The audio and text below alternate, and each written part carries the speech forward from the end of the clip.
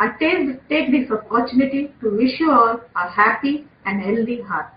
On this auspicious day, I, Dr. Lalita, Associate Professor of Cardiology from LIMS and a member of WINCAR, through WINCAR present to you this webinar on My Heart, Your Heart, a webinar exclusively dedicated to preventive strategies for prevention of cardiovascular disease. What exactly is this World Heart Day and why are we celebrating it? The World Heart Day is the world's biggest awareness-raising platform for cerebrovascular diseases. It is not a day of public holiday. It's a day of annual observance and celebration. It was initiated by the World Heart Federation in 1999 in association with the World Heart Organization. The idea for this was conceived by Mr. Anthony Diaz de Luna, who was the president of World Heart Federation from 1997 to 1999. The World Heart Day was initially observed on the last Sunday of September till 2011.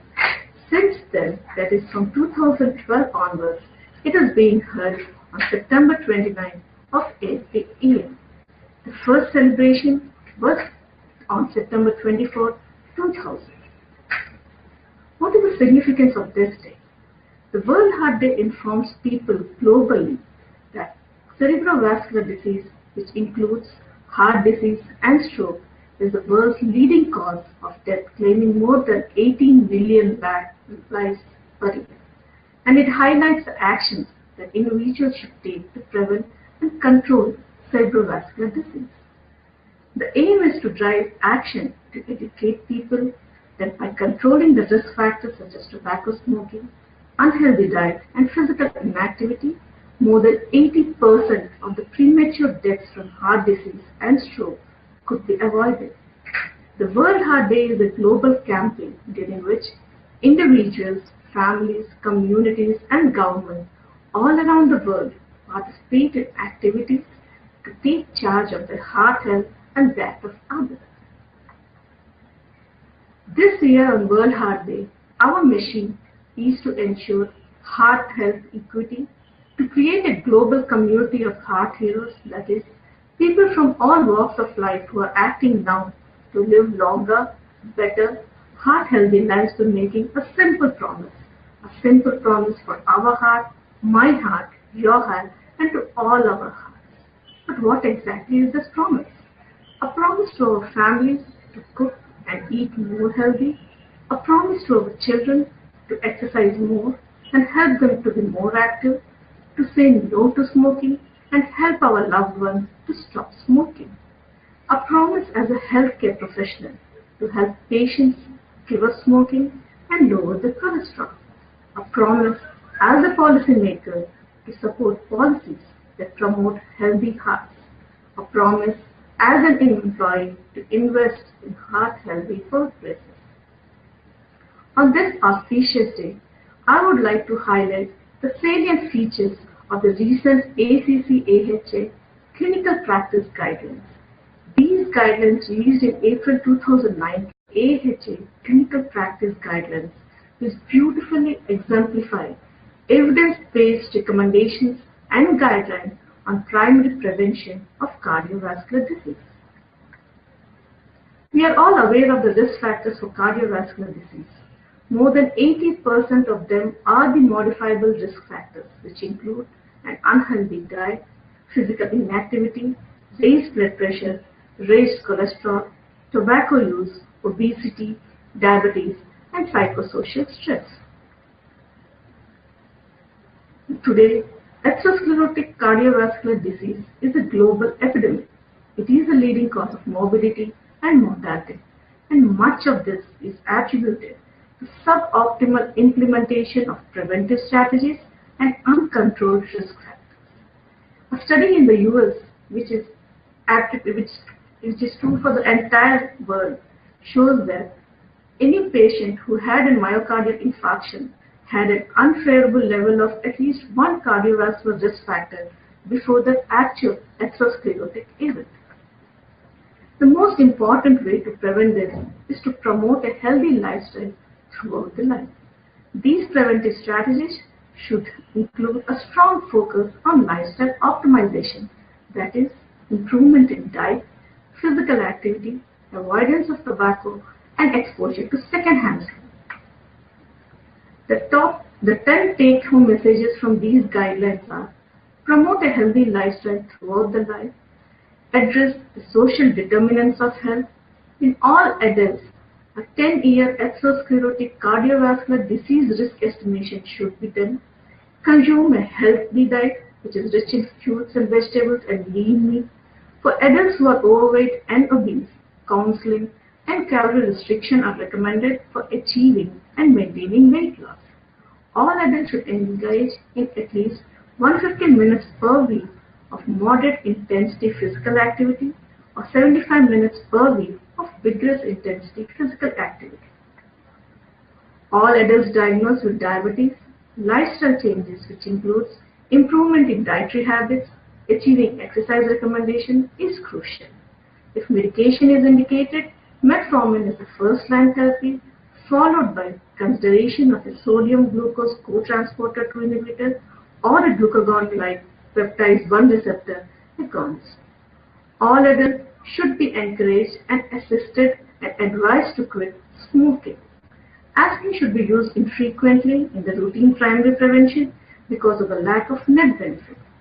Statin therapy is the first-line therapy treatment for primary prevention, especially in those who have elevated LDL cholesterol, those diagnosed with diabetes, and those who are determined to be at sufficient atherosclerotic risk after a risk discussion with the clinician physician. Non-pharmacological interventions are recommended in all adults with elevated blood pressure or hypertension. According to the American Heart Association, the ideal cardiovascular health is based on 7 risk factors, which is commonly referred to as life's simple 7. People can improve their lifestyle changes through these: smoking, physical activity, weight, diet, blood pressure, blood glucose, and cholesterol. Ford et al. In a study has shown that people who had at least 5 ideal life's simple 7 metrics had a 78% reduced risk of heart rate-related diseases. These guidelines emphasize the need to address the social determinants of health. But what are the social determinants?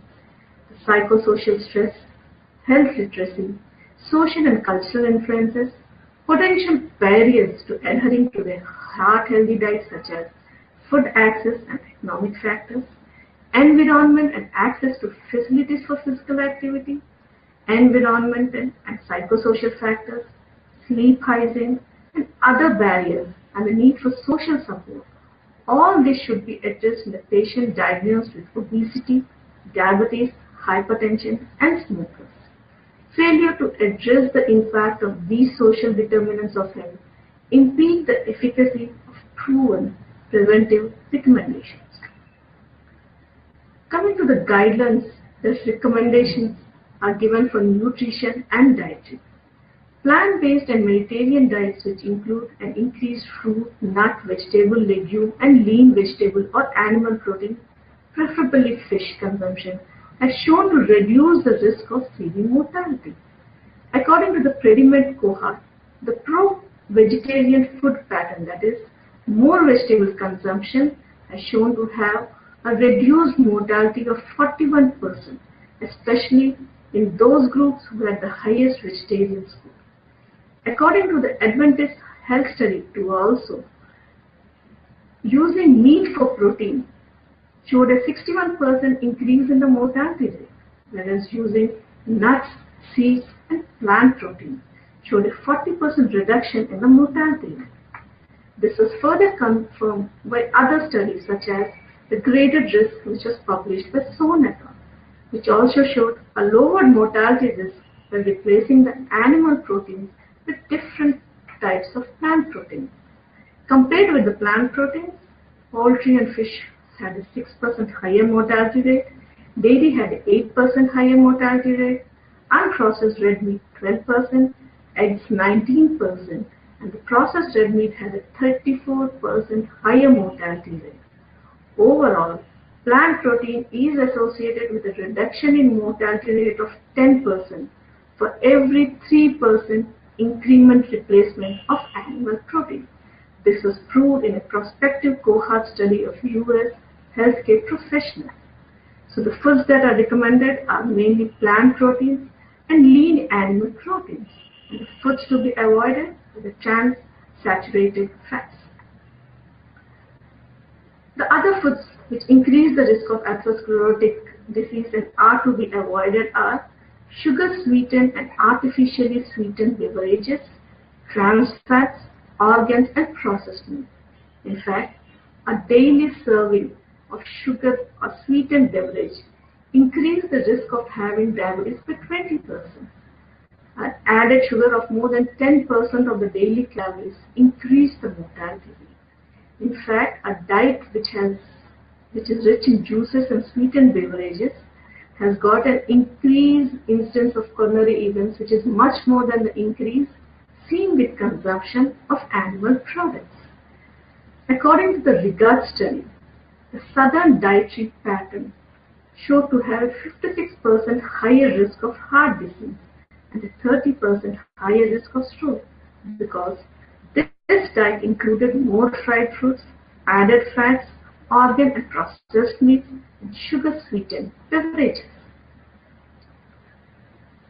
The latest fad of low-carb diet. It is seen that a long-standing pattern of low intake of carbohydrates and high intake of animal fat and proteins was shown to increase the all-cause mortality as well as the cardiac mortality.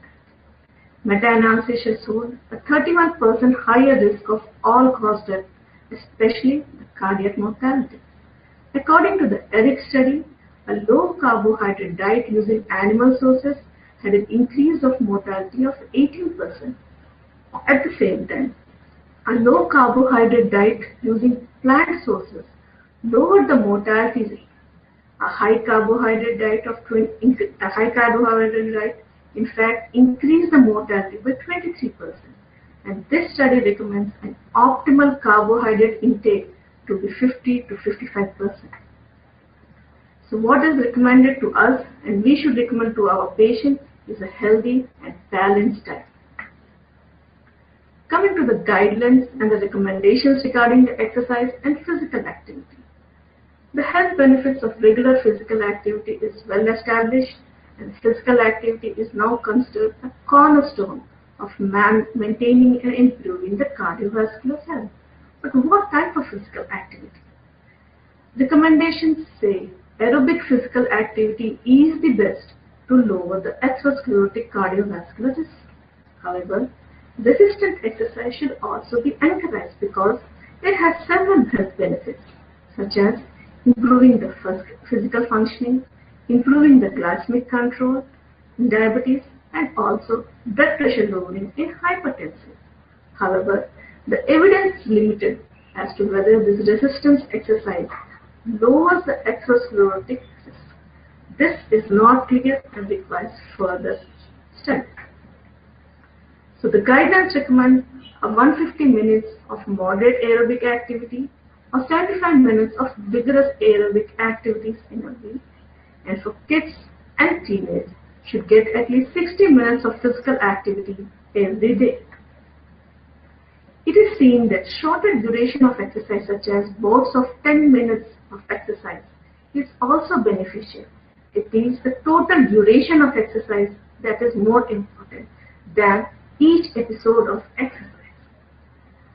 And further increase in exercise up to 300 minutes per week of moderate intensity or 150 minutes per week of vigorous activity causes an additional reduction in the atherosclerotic risk. But when the physical activity is increased to much higher levels, there is a continued but diminished additive benefit. So all our efforts should be to promote achievement of the minimum recommendation required of physical activity. But there are people who are not able to achieve it.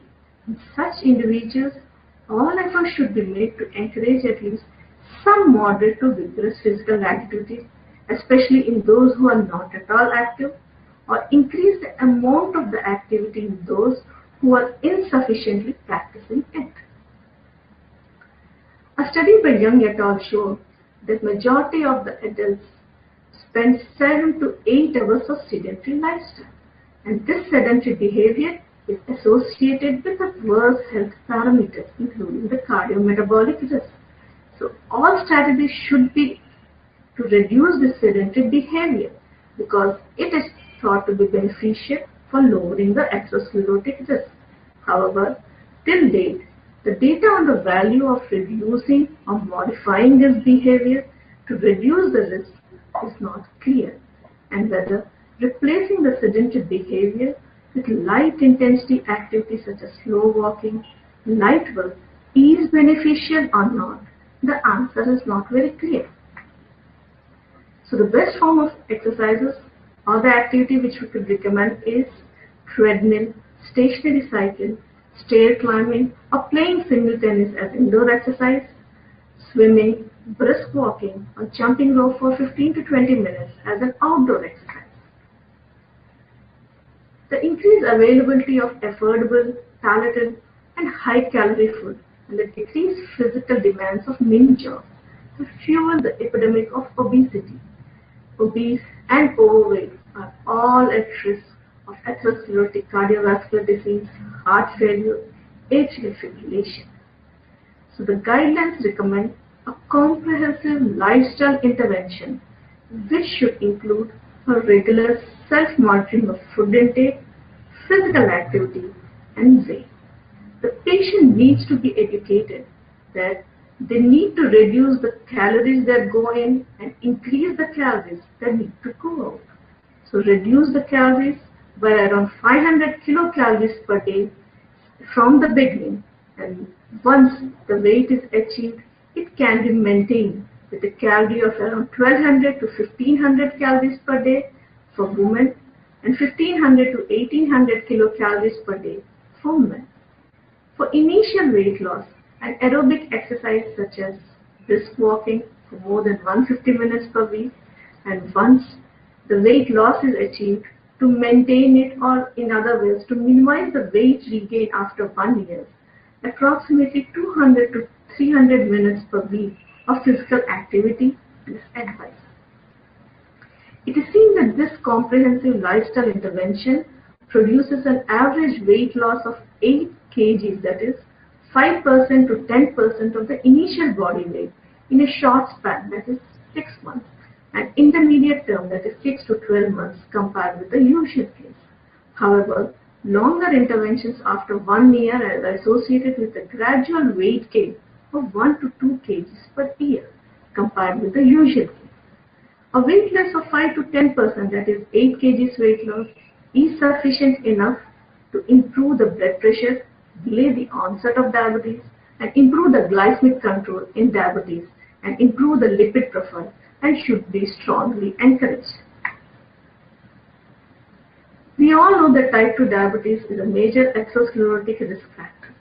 So an aggressive and comprehensive approach should be from the beginning. A heart-healthy dietary pattern is the key intervention in the treatment of diabetes. The Mediterranean, the vegetarian, vegan, all these diets have been shown to help in achieving of weight loss and improving the glycemic control in type 2 diabetes. In diabetes, it is the quality of carbohydrate intake which is most important. The focus should be on fiber-rich, whole grains, and avoidance of refined carbohydrates and red meat. Weight loss is an essential treatment. The combination of aerobic exercises and resistance training is the best to improve the glycemic control in diabetes. For elderly, the best form is walking, and of course for the younger, a variety of activities can be suggested. In addition, a general increase in the physical activity throughout the day, such as taking the stairs, walking or biking to work, avoiding prolonged periods of sitting, should be strongly encouraged. Review and meta-analysis has supported the use of metformin as the first line of therapy when the need for pharmacotherapy arises.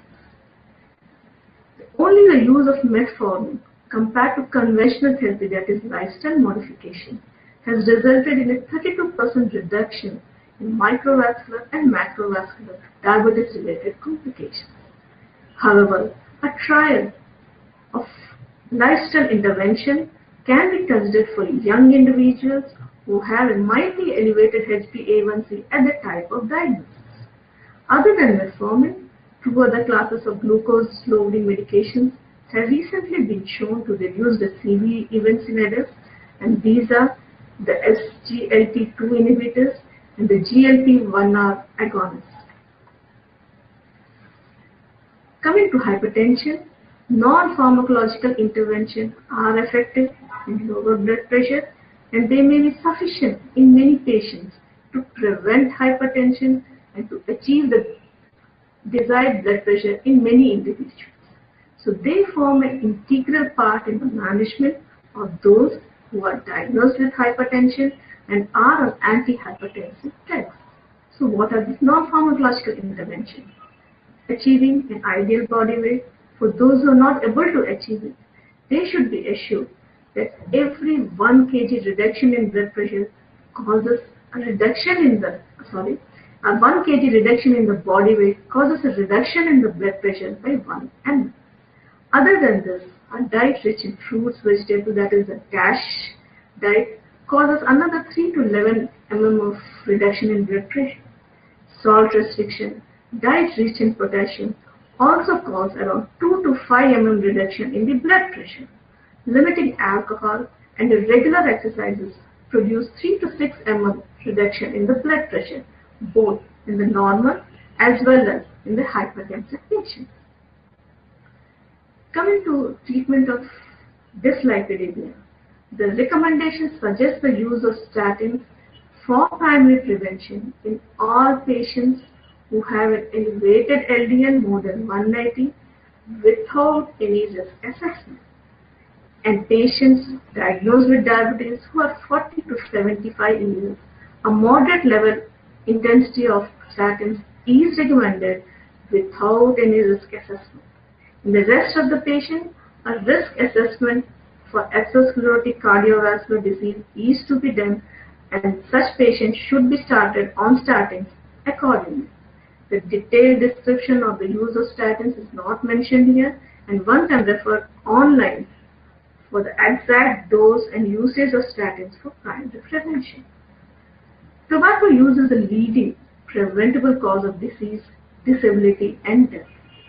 Smoking and smokeless tobacco, be it chewing tobacco or e-cigarettes, none of them are of any exception.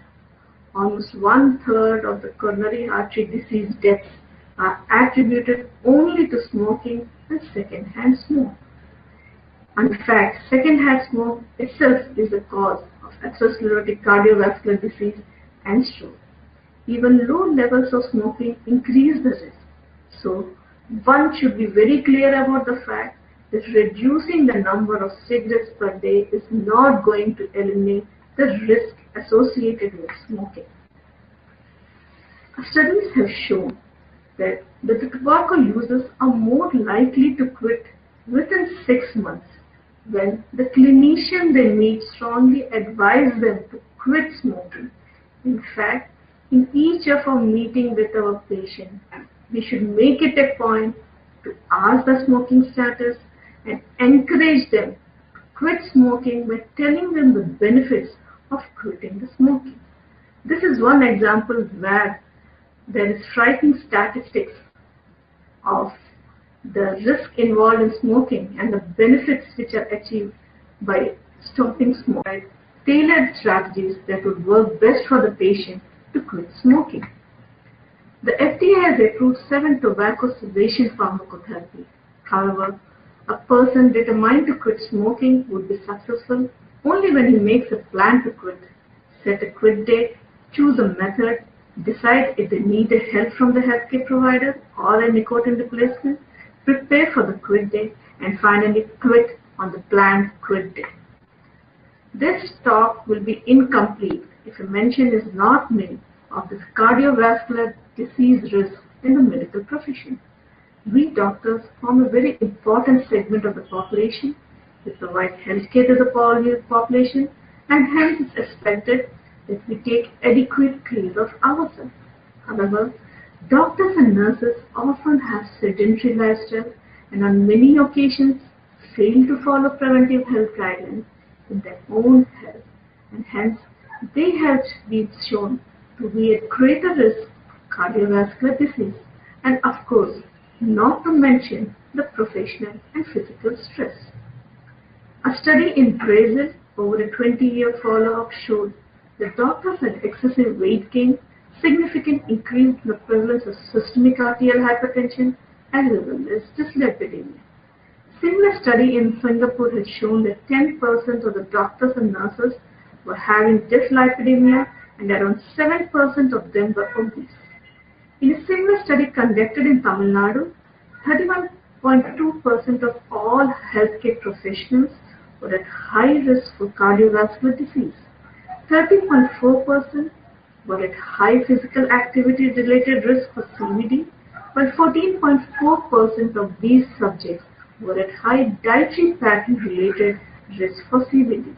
And among all the healthcare professionals, the doctors were at the peak risk. So at present, the recommendation to the healthcare professionals are, even though we doctors are aware of the benefits of healthy lifestyle, such as being physically active, having a healthy diet, avoiding tobacco, controlling blood pressure, managing stress, and so on, the overall risk for cardiovascular disease is high among doctors. This indicates a gap in the knowledge and the action. So intervention should be directed towards this extremely important segment of the society to curb the risk of CVD in the medical profession. There is a strong and consistent relation between the physician health choices and the recommendation that the physician makes to their patients. These interventions, directed at the doctors and nurses, would help in reducing the risk of CVD in the general population in the long run.